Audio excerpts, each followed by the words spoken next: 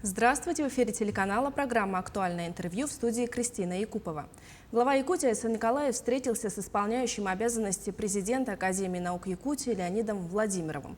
Обсуждены широкий круг вопросов научного сопровождения экономики региона.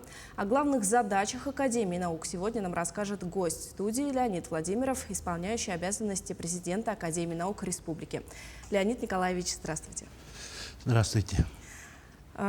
Прошло 2 недели, как вы возглавили Академию наук Республики. Как происходит ознакомление с новыми обязанностями?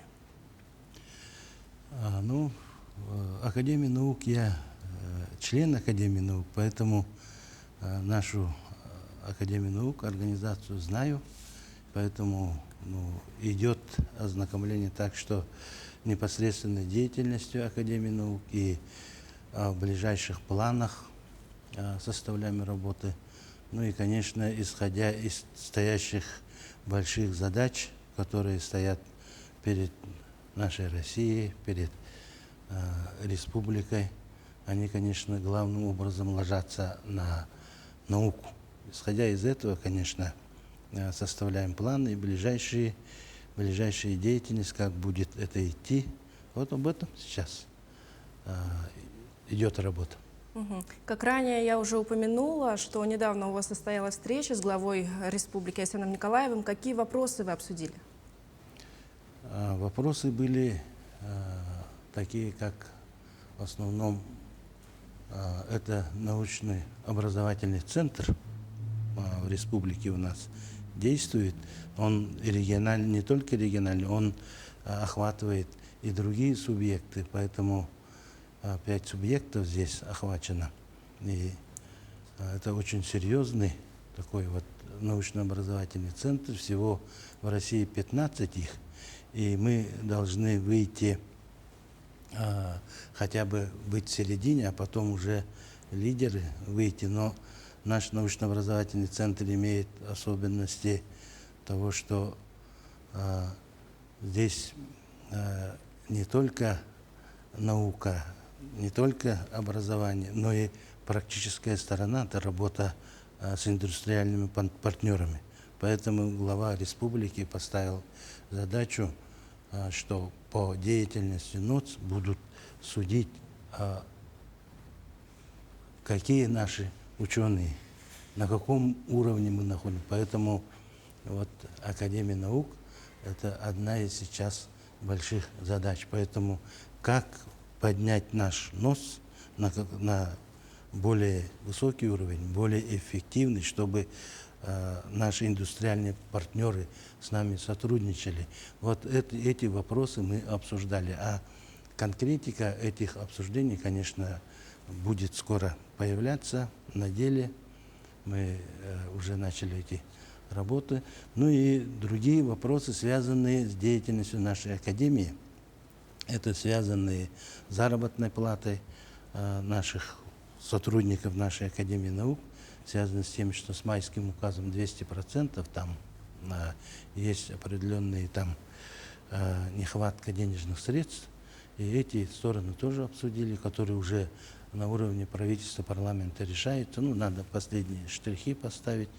И, конечно, дальнейшая работа нашей Академии об эффективности работы Академии, о привлечении не только академиков, но и молодого поколения в науку. Об этом тоже обсуждались и другие ряд вопросов, которые я сегодня быстро все не могу рассказать, потому что ограниченное время.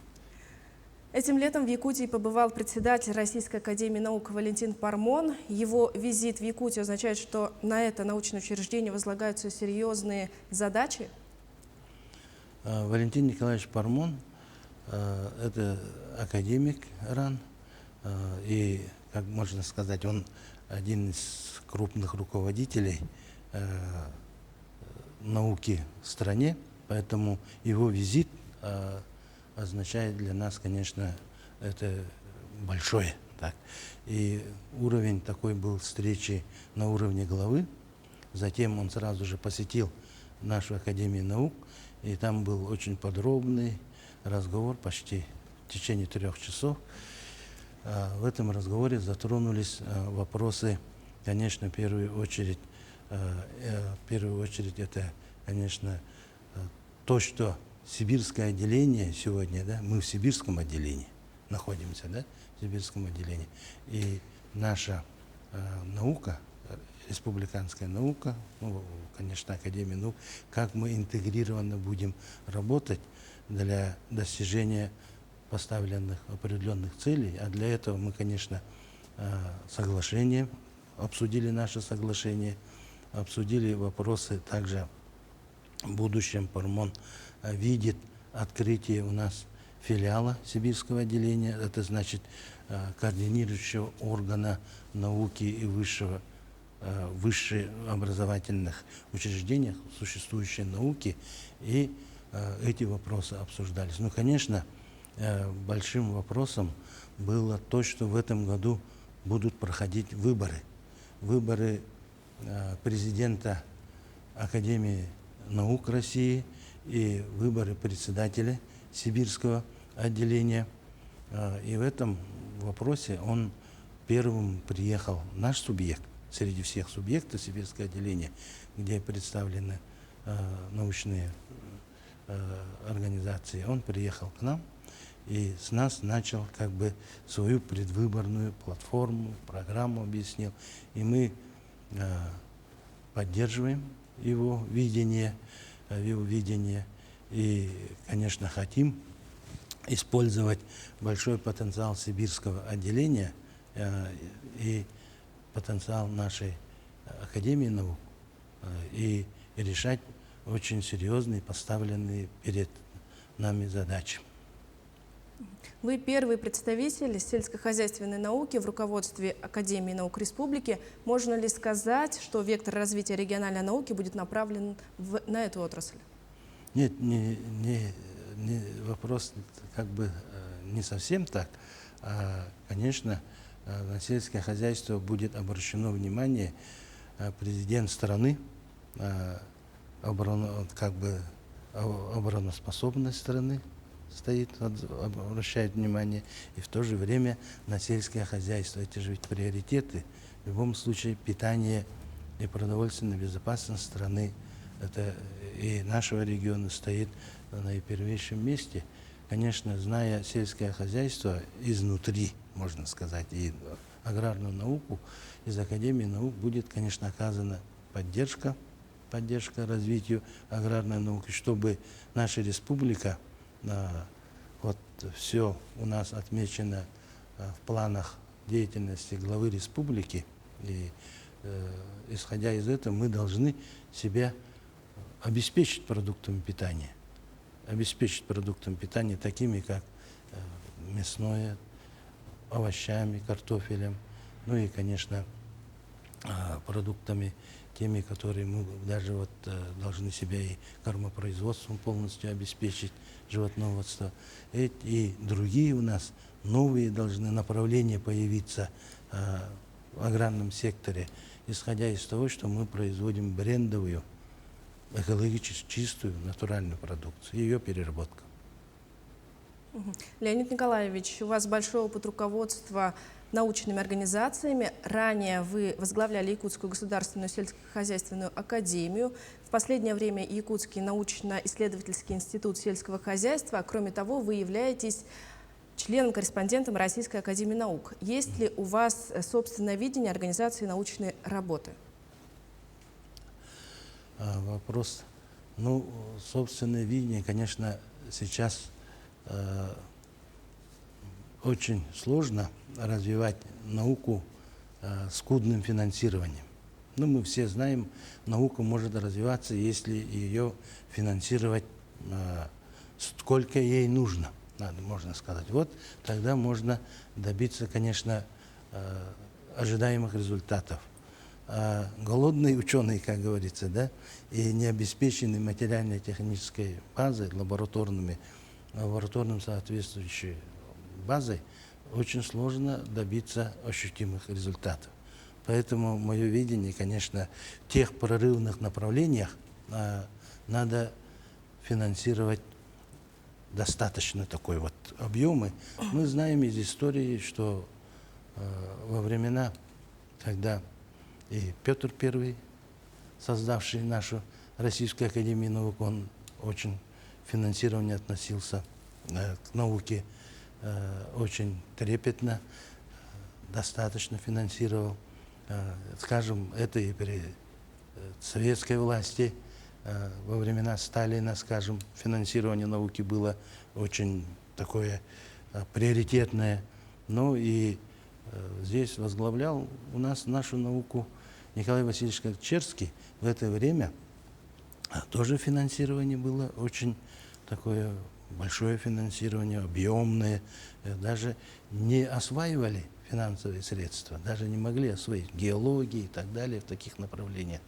А сейчас, конечно, у нас с финансированием сложно, но если мы хотим добиться ощутимых результатов, то мы должны науку финансирования находить во всех отраслях, во всех направлениях. И у Черского, вот если мы Николая Васильевича Черского смотрим, да, в 80-х годах, его планах, программах, очень многое почти осуществлено, кроме одного. Это он планировал создать мощную лабораторную базу, лабораторный корпус хотел построить. Это где-то в середине 80-х его планах мы видим, который недостроен. Вот этот мощный лабораторный корпус, это значит как бы научная база для общего пользования должна быть единая, большая у нас. Вот это цель Академии наук. Я буду это преследовать в своей деятельности. Научная отрасль в нашей стране регулярно подвергается новым вызовам. Очевидно, что сегодня цель номер один – это развитие импортозамещающих технологий. Как вы видите дальнейший путь развития научной сферы? Ну, здесь в первую очередь, конечно, вот импортно-замещающие вот как раз технологии, их, конечно, страна должна сделать это оперативно, быстро, но и деятельность наша еще связана с тем, что мы сказали научно-образовательный центр. Вот это и есть главное. Здесь мы, если вот научно-образовательный центр у нас успешно пойдет, то мы, наша наука, нашей республики и связанные с нами интегрированные вот субъекты, мы такое вот взрывное развитие получим. Потому что связь здесь и фундаментальная, прикладная наука, здесь и образование, высшее образование, скажем, и образование, и здесь и есть практика, как бы продукция, производство и индустриальные партнеры. Но если мы не сможем, наш НОЦ, но это, конечно, мы проходим и сами, как бы и экзамен проходим, и насколько мы можем, наш потенциал, все это через НОЦ мы будем проходить. И это связано и с импортозамещением и так далее, будет связано. И вот здесь и глава отметил, что НОЦ – это одно из самых главных приоритетов направлений нашего развития. И здесь мы будем работать, и я думаю, что мы добьемся того, чтобы наш НОЦ получил большое развитие. Леонид Николаевич, спасибо, что ответили на наши вопросы. Спасибо. Это была программа «Актуальное интервью». Оставайтесь на нашем телеканале.